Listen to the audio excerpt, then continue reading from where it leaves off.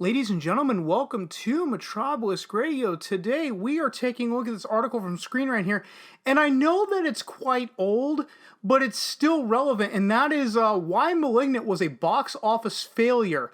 James Wan made his long-awaited return to horror with Malignant, and while the movie has generated discussion, that hasn't led to box office success.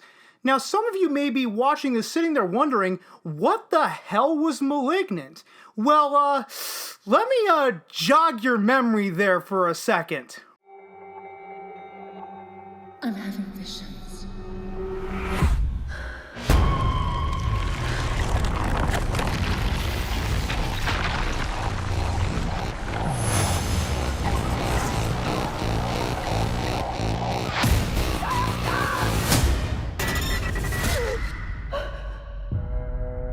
The body of Dr. Florence Weaver was found brutally murdered in her home this morning.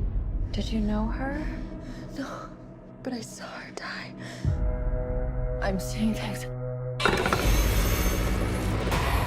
I'm seeing murders as they're happening. Hello? He says his name is Gabriel. I think he's someone from my past.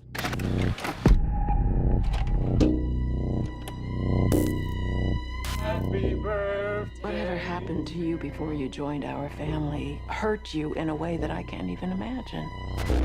Stop saying that. Maddie, who are you talking to? Gabriel. Is he your imaginary friend? Imaginary? He's the devil.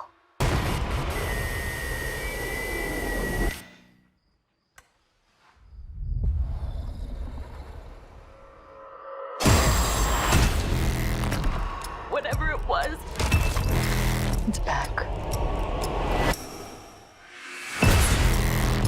He killed again.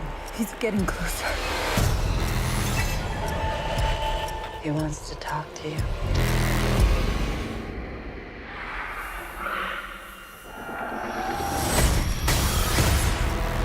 Mom, what do you know?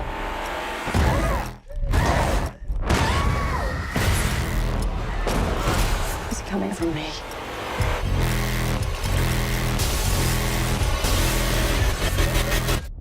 Who are you, Gabriel?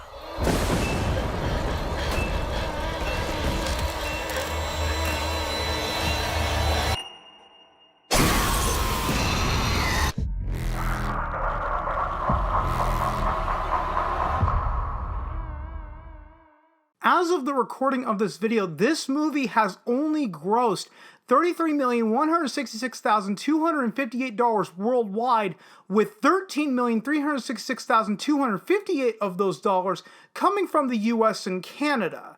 So let's dig into this article. Oh, and the movie had a reported budget of $40 million. So let's dig into this. The third act twist in James Wan's Malignant had people talking, but the movie is still a box office failure, and there are a number of reasons for that. Before Malignant's release, Wan had taken a sabbatical from horror, much to the dismay of horror-loving audiences. Wan's horror movies are what first made him a player in Hollywood, with Saw and The Conjuring. I've never seen The Conjuring, but I did like the Saw movies, both spawning immensely profitable franchises. However, after 2016's The Conjuring 2, Wan turned his focus to directing DC's Aquaman and prepping for its sequel. It says a lot about Wan's love for horror that he chose to slot a lower-budget horror movie in the middle of two superhero tentpoles. But unlike Wan's prior hits, Malignant has drawn a highly divisive response.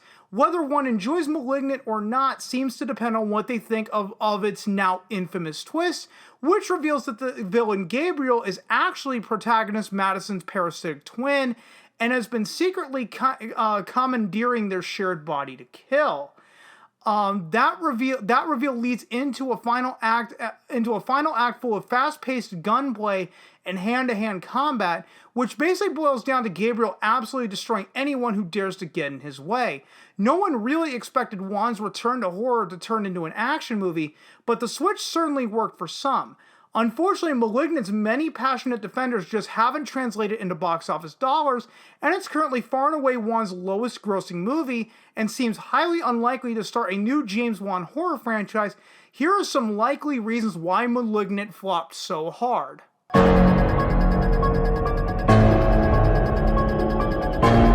As with every other theatrical movie released from Warner Bros. In 2021, James Wan's Malignant was also released simultaneously on HBO Max at no additional cost. Logically, one assumes many HBO Max subscribers opted to stream Malignant at home instead of heading to the theater, whether due to coronavirus concerns or simple cost savings.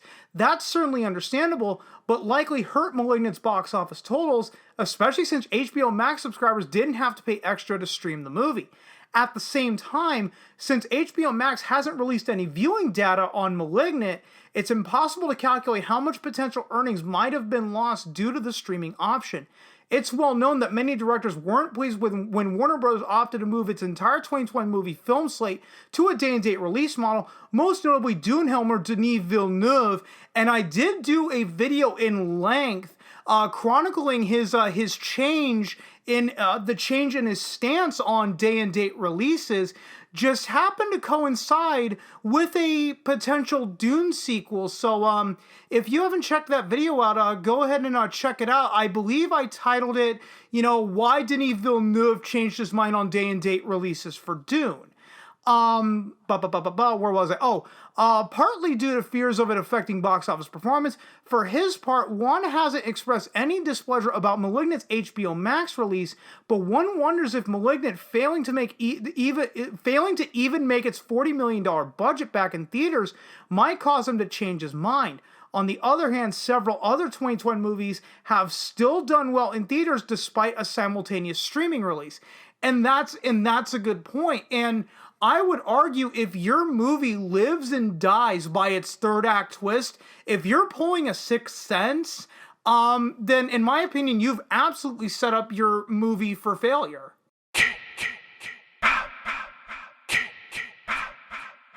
Another likely factor in Malignant's sour box office performance is that it was released only 1 week after the launch of Disney and Marvel Studios' Shang-Chi and the Legend of the Ten Rings, the latest entry into Phase 4 of the MCU saga. While Shang-Chi and Malignant may not seem like movies that would have too much audience crossover, MCU releases tend to draw in viewers of just about every possible demographic. MCU movies are events for many, making Shang-Chi potential competition to literally every other movie playing in theaters at the time it released. Shang-Chi has been one of the best theatrical performers of the pandemic era, and at nearly $400 million earned worldwide, has still held in a respectable enough number for a non-pandemic release. It also was able to pull that number off without releasing in China. Even more impressively, Shang-Chi showed legs at the box office, holding on to the #1 spot on the domestic chart for the entire month of September. It's hard to imagine Shang-Chi not serving as an impediment to Malignant's gaining theatrical momentum, especially when combined with the fact that Shang-Chi played exclusively in theaters, so those interested in both were given an easy choice to make when deciding what to go see. Again, in my opinion, they're absolutely comparing apples to oranges here. Is there any data to suggest that people who wanted to go see Shang-Chi would have also to go see Malignant? The answer to that question is no. And if you're claiming that that data exists, then I hate to break this to you, but your data is incredibly flawed.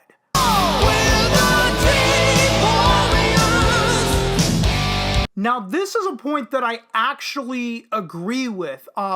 Not helping Malignant's box office chances was also Warner Bros.' noticeably weak marketing efforts. While horror diehards were likely aware it was coming out due to advertising on horror-specific outlets, the general moviegoer may well have not gotten much exposure to Malignant prior to release. Again, I fall into the latter and not the former. I like horror movies, but I'm not a diehard horror movie fan, but I did hear that this movie was coming out, and then I just completely forgot about it, and then I'm looking on HBO Max, and I'm like, what the hell is Malignant? And then I read the synopsis, and I'm like, this doesn't excite me. I'm not even gonna bother with this.